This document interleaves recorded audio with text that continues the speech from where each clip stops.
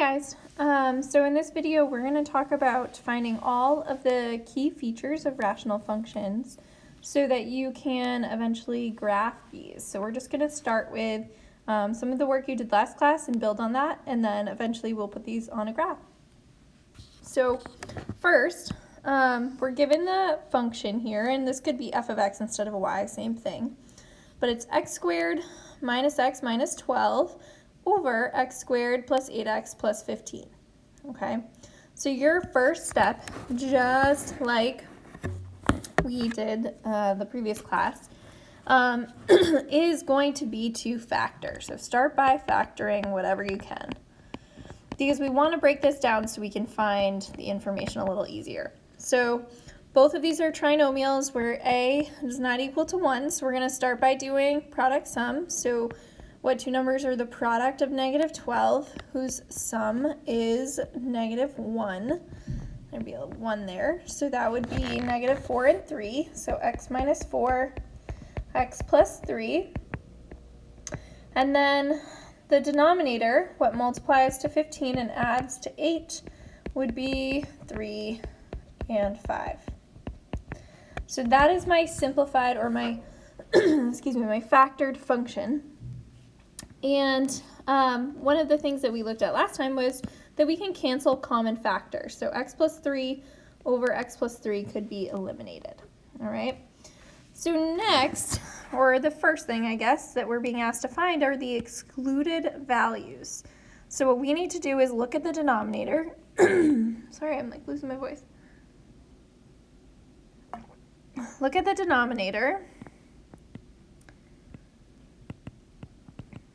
and find the zeros of all factors in the denominator. So our factors are x plus 3 and x plus 5, and we're going to use the zero product property, so essentially we need to figure out what's the value of x that when substituted into this factor would make it equal 0. So I'm going to set each of these equal to 0. And well, if it's x plus 3 equals 0, if I took away 3 from both sides, x would equal negative 3. Same with positive 5. Oops. So x is equal to negative 5. So those are your excluded values. So when we exclude something, we're going to say x cannot equal negative 3, and x cannot equal negative 5, okay? So the reason being is because if x was equal to negative 3, then our equation would be negative 3 minus 4 times negative 3 minus 3 over negative 3 minus 3 times negative 3 plus 5, right? Well, we end up with negative 7 times 0 over 0 times 2. The zeros could cancel out, so that's why we can cancel those factors. But we're still getting a value. We have 0 in the denominator, which is a problem. The other way, if we had x equaling negative 5, would make this factor equal to 0, and so you'd still have 0 in the denominator, which we're not allowed to divide by 0 mathematically. So that's why those are excluded values. So my domain here is going to be everything except excluded values.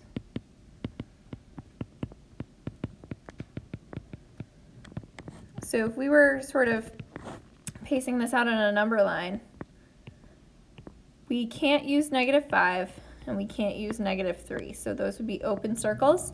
But on our number line, we could use everything else.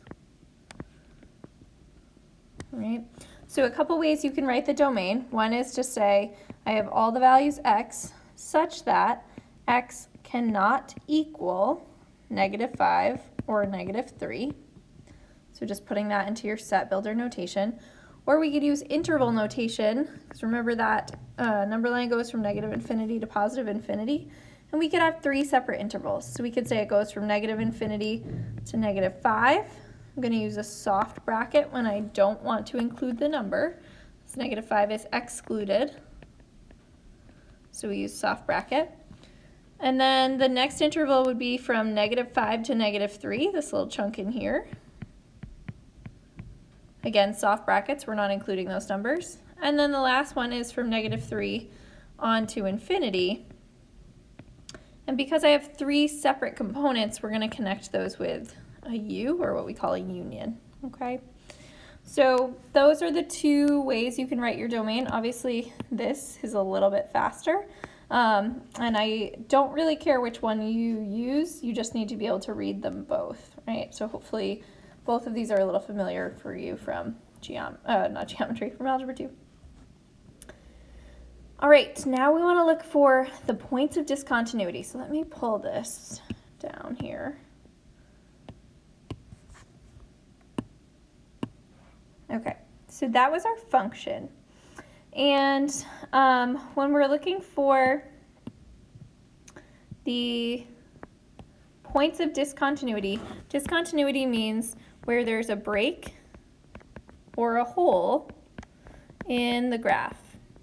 All right, and that happens because we have division by 0. All right, so a hole, which is also called a removable discontinuity, is when one of our factors cancels out. All right, so if I am using this factored form up here, we had x plus 3 and x plus 3. Those 2 factors canceled out. So factors cancel. You get a hole at the 0 of the factor. So if x plus 3 and x plus 3 canceled, well, the 0 of x plus 3 was -3, right? Because -3 plus 3 is equal to 0, right? So that means when I go and graph this, we're going to have part of our graph, and then we're just going to have a hole where x is at -3. And then our graph will continue, okay? But right now you just need to know that if a factor cancels, it gives you a removable discontinuity, all right? The other type of discontinuity we can have here is called an asymptote. So an asymptote is a break in your graph. It's like this invisible wall that our graph generally can't cross over. So we did them with tangent functions. So I usually draw them as like a dotted line, and you'll have part of your graph get really, really, really close to it, but won't actually touch, and then maybe another part of your graph do a similar thing, okay? And the asymptote is that dotted line. So practice saying that word, asymptote, asymptote.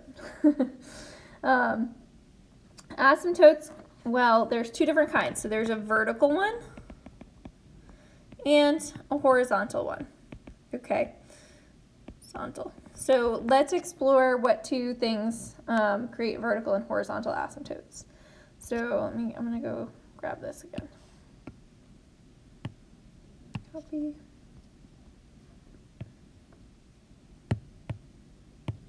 Okay. So a vertical asymptote is the 0 of your denominator once your graph is simplified.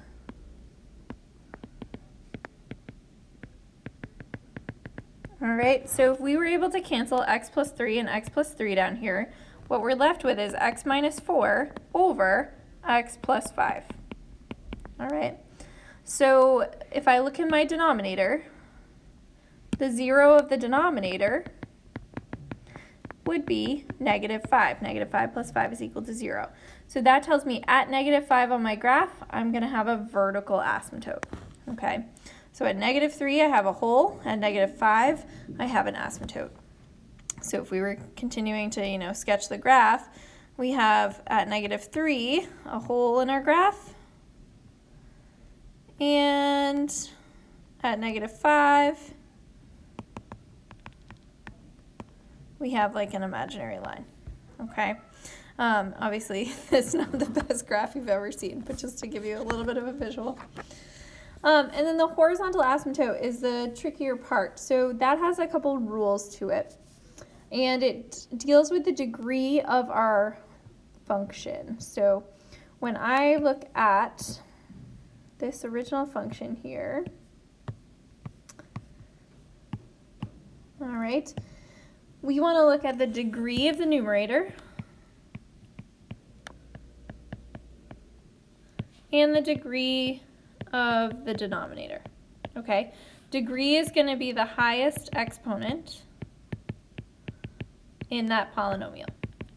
So looking at the numerator here, the highest exponent that we have is the power of 2. And every time we write a rational function, we represent it as p over q. All right, so the degrees of each. So p is, the degree of p is 2. And if we look at the denominator, the degree of the denominator is also 2. All right, so we're comparing the degree of the numerator and denominator from our original function, and these are your 3 rules. Okay, if they are equal, like we have here, then your horizontal asymptote is the ratio of the leading coefficients. So in our case here, the coefficients are the numbers in front of whatever variable we have. So they're the numbers in front of x squared, this highest power. So we have a 1 in front of that x squared and a 1 in front of that x squared. So my leading coefficients, the ratio of them, would be 1 over 1, which is equal to 1. All right. So y is equal to 1 is our horizontal asymptote in this particular problem. If the degree of the numerator was less than the denominator, so maybe we had x plus 5 over x squared plus 3x minus 2. So the degree of the numerator is 1 here, degree of denominator is 2, then your horizontal asymptote is just 0, so it's the x-axis. And then lastly, if the degree of the numerator is greater than the denominator, so if it was x squared plus 3x minus 2 over x plus 5, something like that, then there is no horizontal asymptote. Okay, so those are really your 3 potential options here. And I know that's sort of a lot to throw at you, but we will practice with